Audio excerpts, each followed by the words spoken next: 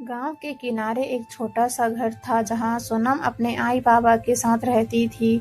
बाहर से देखने पर सब सामान्य सा लगता था, लेकिन उस घर के दीवारों के अंदर रोज एक जंग चलती थी। सोनम के सपनों और उसके बाबा के सख्त नियमों के बीच। सोनम पढ़ने में बहुत तेज थी, स्कूल में हमेशा टॉप करती थी। टीचर्स उसकी तारीफ करते नहीं थकते थे।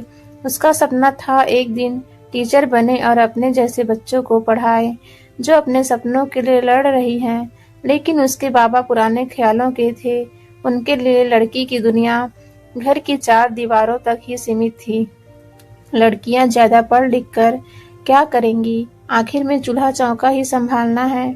यह शब्द सोनम ने न जाने कितनी बार सुना था। आई सब समझती थी, लेकिन बाबा के खिलाफ कुछ नहीं बोल पाती थी। एक दिन सोनम स्कूल से बहुत खुश होकर लौटी। उसके हाथ में एक लेटर था। आई, मुझे शहर के एक बड़े कॉलेज में स्कॉलरशिप मिली है।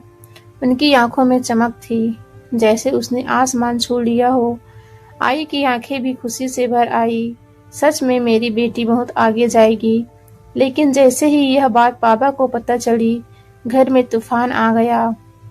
कोई जरूरत नहीं है शहर जाने की, बाबा चिल्लाए। अब बस पढ़ाई लिखाई खत्म, अगले महीने तुम्हारी शादी की बात करूंगा। सोनम का दिल जैसे टूट गया। बाबा प्लीज, यह मेरा सपना है, मैं पढ़ना चाहती हूँ। उसकी आवाज कांप रही थी, लेकिन बाबा ने एक भी बात नहीं सुनी। उन्होंने गुस्से में कहा, अगर इस घर में रहना है तो मेरे नियम मानने होंगे। उस रात सोनम अपने कमरे में चुपचाप बैठी थी। आंखों से आंसू रुकने का नाम नहीं ले रहे थे। आई उसके पास आई। बेटा, मैं तुम्हारे साथ हूँ, लेकिन अभी चुप रह, समय के साथ सब ठीक हो जाएगा। सोनम हल्के से मुस्कुराई, लेकिन वह मुस्कान दर्द भरी थी। सोनम धीरे से बोली, आई, अगर मैं कभी नहीं रही तो बाबा को मेरी लाश भी छूने मत देना। आई के हाथ कांप गए। ऐसी बात मत कर सोनम, तू मेरी जान है।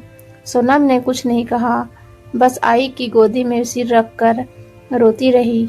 अगली सुबह घर में अजीब सा सन्नाटा था। सोनम का कमरा बंद था। आई ने दरवाजा खटखटाया। सोनम, दरवाजा खोल बेटा। कोई जवाब नहीं आया। बाबा भी आ गए। उन्होंने जोर से दरवाजा तोड़ा। अंदर जो देखा, वहां पर हमेशा के लिए उनकी जिंदगी बदल गई। सोनम फर्श पर पड़ी थी, बेहोश। उनकी सांसें बहुत धीमी चल रही थी। उसे तुरंत अस्पताल ले जाया गया। डॉक्टर बाहर आए। उनके चेहरे पर गंभीरता थी। हमने पूरी कोशिश की, लेकिन हम उसे बचा नहीं पाए। आई वही गिर पड़ी। बाबा जैसे पत्थर बन गए हो। उनकी आंखों के सामने बार बार वही पल याद आ रहा था, जब सोनम मुझे अपने सपनों के लिए लड़ रही थी और वह उसे चुप करा रहे थे। जब सोनम का पार्थिव शरीर घर लाया गया, पूरा गांव इकट्ठा हो गया था। आज पहली बार इस घर में कोई आवाज नहीं थी, सिर्फ सन्नाटा और पछतावा था। बाबा धीरे धीरे आगे बढ़े। उनके हाथ कांप रहे थे। वह अपनी बेटी को आखिरी बार छूना चाहते थे।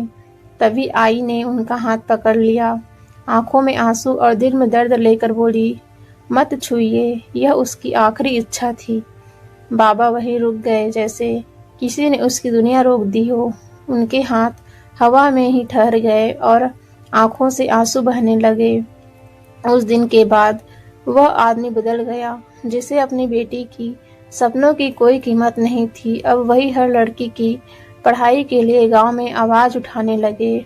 उसने गांव में एक छोटा सा स्कूल भी बनवाया, जिसका नाम रखा सोनम शिक्षा केंद्र रखा। हर दिन वह वहां जाकर बच्चों को पढ़ते हुए देखता और मन ही मन कहता, काश मैं अपने सोनम को भी समझ लिया होता। सीख, गुस्सा और जिद रिश्तों को तोड़ देती है। हर बच्चे के सपने होते हैं और उसे समझना, उनका साथ देना सबसे जरूरी होता है, क्योंकि कभी कभी एक ना पूरी जिंदगी छीन लेती है।